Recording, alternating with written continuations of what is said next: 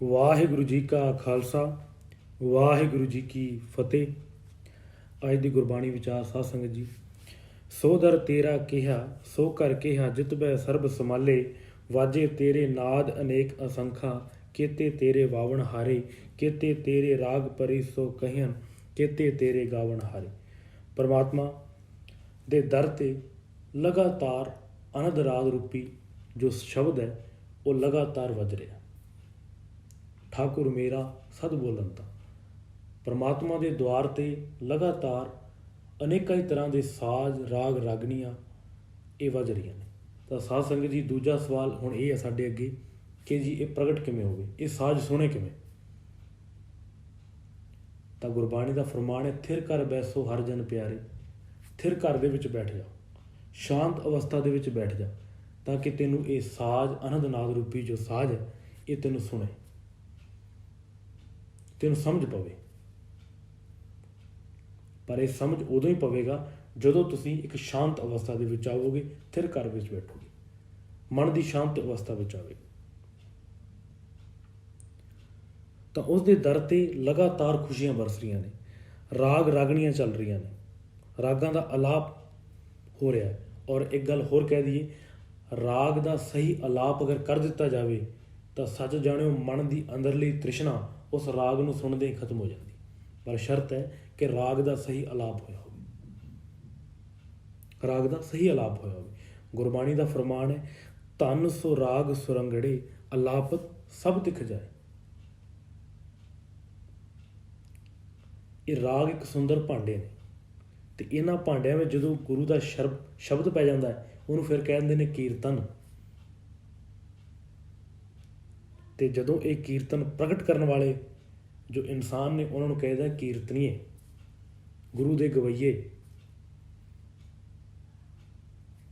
ਪਰ ਜਦੋਂ ਇਸ ਤਰ੍ਹਾਂ ਦੀ ਗੱਲ ਚੱਲੇ, ਇੱਕ ਪ੍ਰਮਾਣਿਕ ਗਾਥਾ ਚੇਤੇ ਆ ਜਾਂਦੀ ਹੈ। ਜੈਸੇ ਸਵਾਮੀ ਹਰੀਦਾਸ,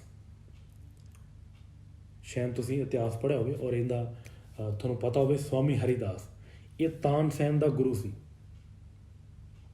ਇੱਕ ਦਿਨ ਤਾਨਸੈਨ ਨੇ ਮੇਘਮੁਲਾਰ ਰਾਗ ਗਾਇਆ।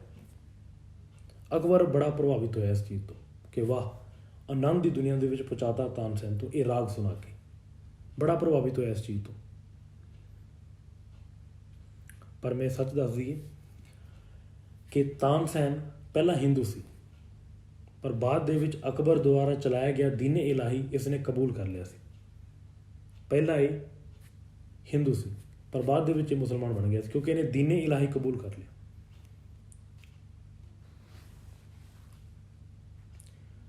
ਅਕਬਰ ਦੀ ਇਹ ਸੋਚਣੀ ਸੀ ਕਿ ਜੇ ਮੈਂ ਆਪਣੇ ਘਰ ਦੇ ਵਿੱਚ, ਯਾਨੀ ਕਿ ਆਪਣੇ ਦਰਬਾਰ ਦੇ ਵਿੱਚ 9 ਰਤਨਾਂ ਦੇ ਉੱਪਰ ਜਾਂ ਬਾਕੀ ਜਿੰਨੇ ਵੀ ਉਹਦੇ ਦਰਬਾਰ ਦੇ ਵਿੱਚ ਕੰਮ ਕਰਨ ਵਾਲੇ ਸਨ ਜਾਂ ਜੋ ਵਜ਼ੀਰ ਸਨ, ਕੁਛ ਵੀ, ਉਹਨਾਂ ਸਾਰਿਆਂ ਨੂੰ ਅਗਰ ਦੀਨ ਇਲਾਹੀ ਕਬੂਲ ਕਰਵਾ ਲੈਣਾ ਤਾਂ ਫਿਰ ਸਾਰੇ ਦੇਸ਼ ਦੇ ਵਿੱਚ ਦੀਨ ਇਲਾਹੀ ਚੱਲੇਗਾ।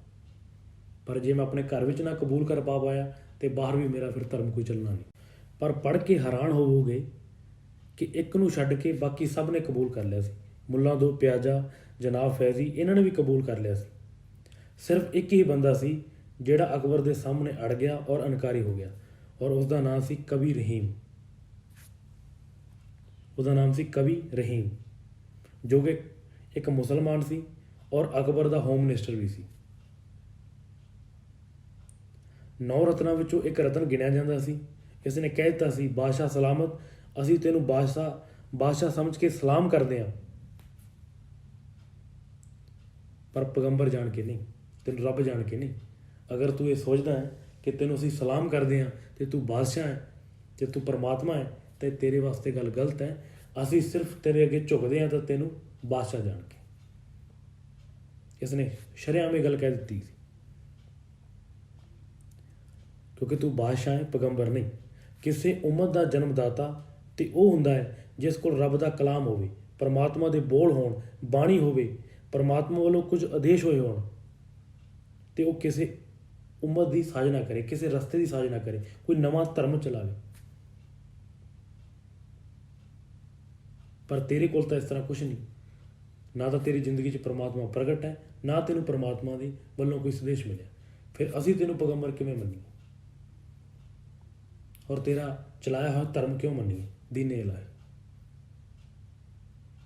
ਜੇ ਤੈਨੂੰ ਪਰਮਾਤਮਾ ਨੇ ਕੋਈ ਹੁਕਮ ਕੀਤਾ ਹੈ, ਪਰਮਾਤਮਾ ਨੇ ਤੈਨੂੰ ਨਵਾਂ ਆਦੇਸ਼ ਕੀਤਾ ਹੈ, ਕੋਈ ਧਰਮ ਚਲਾਉਣ ਵਾਸਤੇ ਕਿਹਾ ਹੈ, ਫਿਰ ਤਾਂ ਅਸੀਂ ਤੇਰੀ ਗੱਲ ਮੰਨੀਏ। ਪਰ ਜੇ ਤੈਨੂੰ ਇਸ ਤਰ੍ਹਾਂ ਕਿਸੇ ਨੇ ਕਿਹਾ ਹੀ ਨਹੀਂ ਕੁਛ ਅਤੇ ਤੂੰ ਆਪਣੀ ਮਰਜ਼ੀ ਨਾਲ ਚਲਾ ਰਿਹਾ, ਫਿਰ ਤੇਰਾ ਧਰਮ ਫਿੱਕਾ ਹੈ, ਸਾਨੂੰ ਕਬੂਲ ਨਹੀਂ। ਇਹ ਕਵੀ ਰਹੀਮ ਦੇ ਬੋਲ ਸਨ। ਸੱਚ ਜਾਣਿਓ, ਅਕਬਰ ਆਪਣਾ ਗੁੱਸਾ ਚੁੱਪ ਕਰਕੇ ਪੀ ਗਿਆ, ਕੁਛ ਨਹੀਂ ਬੋਲਿਆ, ਕਿਉਂਕਿ ਉਹਨੂੰ ਪਤਾ ਲੱਗ ਗਿਆ ਸੀ ਮੇਰੇ ਦਰਬਾਰ ਦੇ ਵਿੱਚ ਬਹੁਤ ਹੀ ਸਿਆਣਾ ਪੁਰਖ ਹੈ, ਜੋ ਇੱਕ ਜਾਗਿਆ ਹੋਇਆ। ਕਿਉਂਕਿ ਰਹੀਮ ਨੇ ਸਿੱਧੀ ਚੋਟ ਕਰਤੀ ਸੀ ਅਕਬਰ ਦੇ ਉੱਪਰ। ਕਿਉਂ? ਕਿਉਂਕਿ ਇਹਦੇ ਪਿੱਛੇ ਇੱਕ ਕਾਰਨ ਸੀ। ਰਹੀਮ ਬਜ਼ੁਰਗ ਸੀ, ਹਮਾਯੂ ਦੇ ਲੜਕੇ ਅਕਬਰ ਦੀ ਉਸਨੇ ਪਾਲਣਾ ਕੀਤੀ ਸੀ। ਜਦੋਂ ਅਕਬਰ 1 ਸਾਲ ਦਾ ਸੀ ਨਾ, ਹਮਾਯੂ ਕਨੌਜ ਦੇ ਮੈਦਾਨ ਵਿੱਚ ਸ਼ੇਰ ਸ਼ਾਹ ਸੂਰੀ ਤੋਂ ਹਾਰ ਗਿਆ ਸੀ ਅਤੇ ਹਾਰ ਕੇ ਈਰਾਨ ਨੂੰ ਨੱਸ ਗਿਆ ਸੀ। ਅਕਬਰ ਵੱਡਾ ਹੋਇਆ ਅਤੇ ਹਮਾਯੂ ਦੁਬਾਰਾ ਹਮਲਾਵਰ ਹੋਇਆ। ਹਮਾਯੂ ਤੋਂ ਬਾਅਦ ਜਦ ਅਕਬਰ ਬਾਦਸ਼ਾਹ ਬਣਿਆ ਤਾਂ ਉਸਨੇ ਰਹੀਮ ਨੂੰ ਪਾਲਣ ਪੋਸ਼ਣ ਦਾ ਆਸਾਨ ਕਰਕੇ ਉਸਨੇ ਇਹਨੂੰ ਹੋਮ ਮਿਨਿਸਟਰ ਬਣਾ ਦਿੱਤਾ, ਦਰਬਾਰ ਦਾ ਘਰੇਲੂ ਮਾਮਲਿਆਂ ਦਾ ਵਜ਼ੀਰ ਜਿਹਨੂੰ ਅਸੀਂ ਕਹਿੰਦੇ ਹਾਂ।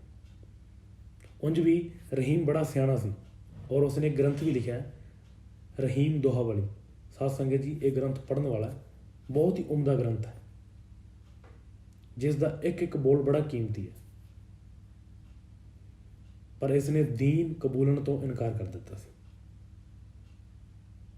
ਪਰ ਅਕਬਰ ਕੁਛ ਨਾ ਕਰ ਸਕਿਆ, ਕਿਉਂਕਿ ਅਕਬਰ ਨੂੰ ਇਹਨੇ ਪਾਲਿਆ ਸੀ। ਅਕਬਰ ਤੋਂ ਬਾਅਦ ਜਦ ਜਹਾਂਗੀਰ ਸਿੰਘਾਸਨ 'ਤੇ ਬੈਠਾ, ਉਸ ਨੇ ਇਸ ਦੀ ਹੋਮ ਮਿਨਿਸਟਰੀ ਦਾ ਰੁਤਬਾ ਖੋਹ ਲਿਆ ਔਰ ਜ਼ਮੀਨ ਜਾਇਦਾਦ ਹਵੇਲੀ ਸਭ ਕੁਝ ਖੋਹ ਲਿਆ। ਕਿਉਂ? ਕਿਉਂਕਿ ਉਹ ਸਮਝਦਾ ਸੀ ਕਿ ਇਸ ਦੇ ਕਰਕੇ ਮੇਰੇ ਪਿਤਾ ਦਾ ਜੋ ਚਲਾਇਆ ਹੋਇਆ ਧਰਮ ਹੈ ਉਹ ਦੁਨੀਆ ਦੇ ਵਿੱਚ ਨਹੀਂ ਪ੍ਰਬਲ ਹੋ ਸਕਿਆ। ਇਹ ਸੋਚਦਾ ਸੀ ਗੱਲ।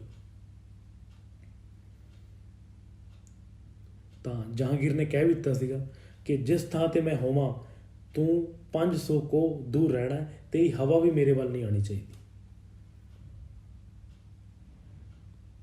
ਇਹ ਰਹੀਮ ਬਾਦਸ਼ਾਹ ਦੀ ਤਰ੍ਹਾਂ ਜ਼ਿੰਦਗੀ ਬਤੀਤ ਕਰਦਾ ਸੀ, ਪਰ ਬਾਅਦ ਦੇ ਵਿੱਚ ਅੰਤ ਸਮੇਂ ਇਹ ਭਿਕਸ਼ਾ ਵੀ ਮੰਗਦਾ ਰਿਹਾ ਔਰ ਇਸ ਨੇ ਜਗਦਰ ਦੇ ਇਲਾਕੇ ਦੇ ਵਿੱਚ ਆਪਣੀ ਜ਼ਿੰਦਗੀ ਜਿਹੜੀ ਹੈ ਉਹ ਬਤੀਤ ਕੀਤੀ ਹੈ।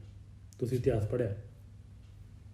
ਔਰ ਬਾਕੀ ਸਾਰੀ ਜ਼ਿੰਦਗੀ ਗੁੰਮਨਾਮ ਦੇ ਵਿੱਚ ਬਤੀਤ ਕਰਤੀ, ਪਰ ਦੀਨੇ ਇਲਾਹੀ ਕਬੂਲ ਨਹੀਂ ਕੀਤਾ ਜੋ ਇੱਕ ਇਨਸਾਨ ਦੁਆਰਾ ਚਲਾਇਆ ਗਿਆ ਸੀ। ਖੈਰ, ਮੁਕਤਸਰ ਮੈਂ ਆਪਣੇ ਟੌਪਿਕ 'ਤੇ ਆਵਾਂ। ਤਾਨਸੈਨ ਨੇ ਕਬੂਲ ਕਰ ਲਿਆ ਸੀ ਦੀਨੇ ਇਲਾਹੀ ਅਤੇ ਉਸਨੇ ਮੇਘ ਮੁਲਾਰ ਰਾਗ ਸੁਣਾਇਆ ਅਕਬਰ ਨੂੰ, ਅਤੇ ਅਕਬਰ ਬੜਾ ਪ੍ਰਭਾਵਿਤ ਹੋਇਆ। ਔਰ ਅਕਬਰ ਦੇ ਮੂੰਹੋਂ ਇੱਕ ਵਾਰ ਇਹ ਗੱਲ ਨਿਕਲ ਗਈ ਕਿ ਜਿਸ ਦੇ ਕੋਲ ਤੂੰ ਸਿੱਖਿਆ ਹੈ, ਤੇਰੇ ਵਿੱਦਿਆ ਗੁਰੂ, ਉਹ ਵੀ ਤੇਰੇ ਵਾਂਗੂ ਗਾਉਂਦੇ ਹੋਣਗੇ ਔਰ ਬਾ ਕਮਾਲ ਗਾਉਂਦੇ ਹੋਣਗੇ।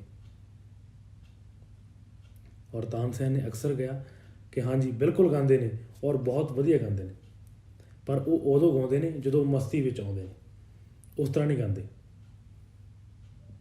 ਮੈਨੂੰ ਤਾਂ ਜਦੋਂ ਤੁਸੀਂ ਹੁਕਮ ਕਰੋ ਮੈਂ ਗਾਉਣ ਲੱਗ ਪੈਂਦਾ, ਪਰ ਸਵਾਮੀ ਹਰੀਦਾਸ ਇਸ ਤਰ੍ਹਾਂ ਨਹੀਂ ਗਾਉਂਦੇ, ਉਹ ਆਪਣੀ ਮੌਜ ਦੇ ਵਿੱਚ ਆਣ ਕੇ ਗਾਉਂਦੇ ਨੇ। ਔਰ ਸੱਚ ਜਾਣਿਓ, ਇਤਿਹਾਸ ਗਵਾਹ ਇਸ ਚੀਜ਼ ਦਾ, ਹਰੀਦਾਸ ਦੀ ਕੁਟੀਆ ਦੇ ਸਾਹਮਣੇ ਅਕਬਰ 3 ਦਿਨ ਕੁਟੀਆ ਪਾ ਕੇ ਬੈਠਾ ਰਿਹਾ ਤਾਂ ਕਿ ਹਰੀਦਾਸ ਗਾਉਣ ਅਤੇ ਮੈਂ ਸੁਣਾ। ਮੌਜ ਦੇ ਵਿੱਚ ਫਕੀਰ ਆਵੇ ਅਤੇ ਗਾਵੇ ਅਤੇ ਮੈਂ ਸੁਣਾ। ਪਰ ਆਖਰ ਉਹ ਘੜੀ ਆਈ, ਤੀਜੇ ਦਿਨ ਫਿਰ ਹਰੀਦਾਸ ਦੀ ਮੌਜ ਬਣੀ ਅਤੇ ਉਹਨੇ ਫਿਰ ਗਾਉਣਾ ਸ਼ੁਰੂ ਕੀਤਾ। ਇੱਕ ਤਾਰ ਲੈ ਕੇ ਉਸਨੇ ਗਾਇਆ ਅਤੇ ਪਹਿਲੀ ਦਫਾ ਅਕਬਰ ਨੂੰ ਮਹਿਸੂਸ ਹੋਇਆ ਕਿ ਕਿਸੇ ਦੇ ਅੰਦਰ ਪਰਮਾਤਮਾ ਗਾਉਂਦਾ ਪਿਆ, ਮਨੁੱਖ ਨਹੀਂ ਗਾਉਂਦਾ। ਕਿਸੇ ਦੇ ਅੰਦਰੋਂ ਪਰਮਾਤਮਾ ਬੋਲਦਾ, ਮਨੁੱਖ ਨਹੀਂ ਬੋਲਦਾ। ਜੈਸੇ ਸਾਹਿਬ ਵੀ ਕਹਿੰਦੇ ਨੇ, ਹੂੰ ਆਪੋ ਬੋਲ ਨਾ ਜਾਣਦਾ। ਇਹ ਗੀਤ, ਇਹ ਸੰਗੀਤ ਔਰ ਐਸੀ ਗਾਇਕੀ, ਅਕਬਰ ਦੰਗ ਰਹਿ ਗਿਆ। ਉਸਨੇ ਤਾਨਸੈਨ ਨੂੰ ਕਿਹਾ, ਤੂੰ ਇਸ ਦੇ ਸਾਹਮਣੇ ਕੁਛ ਵੀ ਨਹੀਂ, ਤੂੰ ਬਿਲਕੁਲ ਫਿੱਕਾ ਹੈ। ਇਸ ਦਾ ਗਾਉਣਾ ਬਾ ਕਮਾਲ ਹੈ, ਇਹ ਪਰਮਾਤਮਾ ਹੀ ਗਾ ਰਿਹਾ। ਇਸ ਦੇ ਸਾਹਮਣੇ ਤੂੰ ਬਿਲਕੁਲ ਫਿੱਕਾ ਹੈ, ਇਹ ਪਰਮਾਤਮਾ ਹੀ ਗਾ ਰਿਹਾ। ਤਾਂ ਤੁਸੀਂ ਹੈਰਾਨ ਹੋਵੋਗੇ ਤਾਨਸੈਨ ਦਾ ਜਵਾਬ ਸੁਣ ਕੇ। ਉਸਨੇ ਕਿਹਾ, ਮੈਂ ਤੇਰੇ ਲਈ ਗਾਉਣਾ, ਇਹ ਪਰਮਾਤਮਾ ਲਈ ਗਾਉਂਦਾ। ਜੋ ਤੇਰੇ ਲਈ ਗਾਵੇ ਅਤੇ ਜੋ ਪਰਮਾਤਮਾ ਲਈ ਗਾਵੇ, ਫਰਕ ਨਹੀਂ ਹੋਵੇਗਾ, ਬਹੁਤ ਫਰਕ ਹੋਵੇਗਾ।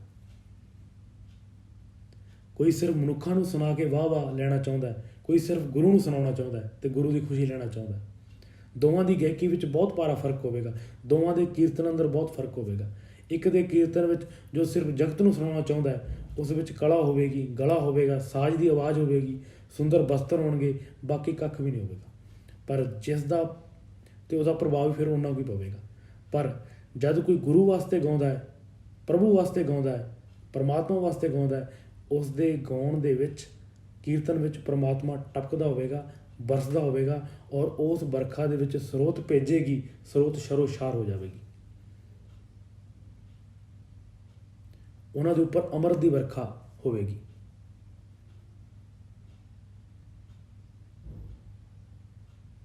ਅੰਮ੍ਰਿਤ ਬਾਣੀ ਹਰ ਹਰ ਤੇਰੀ, ਸੁਣ ਸੁਣ ਹੋਵੇ ਪਰਮਗਤ ਮੇਰੀ। ਉਹਨਾਂ ਦੇ ਉੱਪਰ ਅੰਮ੍ਰਿਤ ਦੀ ਵਰਖਾ ਹੋਵੇਗੀ। ਇਸ ਕਰਕੇ ਗਾਉਣ ਦੇ ਵਿੱਚ ਅੰਤਰ ਹੈ, ਗਾਉਣ ਦੇ ਵਿੱਚ ਅੰਤਰ ਹੈ। ਤਨ ਸੁਰਾਗ ਸੁਰੰਗੜੇ ਅਲਾਪਤ ਸਭ ਤਿਖ ਜਾਏ। ਇੱਕ ਅੱਜ ਦੇ ਗਵਈਏ ਨੇ, ਅੱਜ ਦੇ ਗਵਈਏ ਨਾ ਸੁਰ ਦਾ ਗਿਆਨ ਨਾ ਰਾਗ ਦਾ ਗਿਆਨ। ਗਾਉਂਦੇ ਨੇ ਤਾਂ ਫਿਰ ਜ਼ਿਆਦਾ ਸਮਾਂ ਅੰਦਰ ਦੀ ਅਵਸਥਾ ਨਹੀਂ ਬਦਲ ਸਕਦੇ। ਔਰ ਇਹਦੇ ਵਿੱਚ ਜ਼ਿਆਦਾਤਰ ਜਿਹੜੀ ਗੁਨਾਹ ਹੈ ਉਹ ਸਿੰਗਰਾਂ ਦਾ ਨਹੀਂ ਜਾਂ ਗਵਈਆਂ ਦਾ ਨਹੀਂ ਹੈ, ਜ਼ਿਆਦਾਤਰ ਗੁਨਾਹ ਸਰੋਤ ਦਾ ਹੈ। ਕਿਉਂਕਿ ਸਰੋਤ ਨੀਵੀਂ ਹੋ ਗਈ, ਵਕਤ ਆਪਣੇ ਆਪ ਨੀਵਾਂ ਹੋ ਜਾਏਗਾ।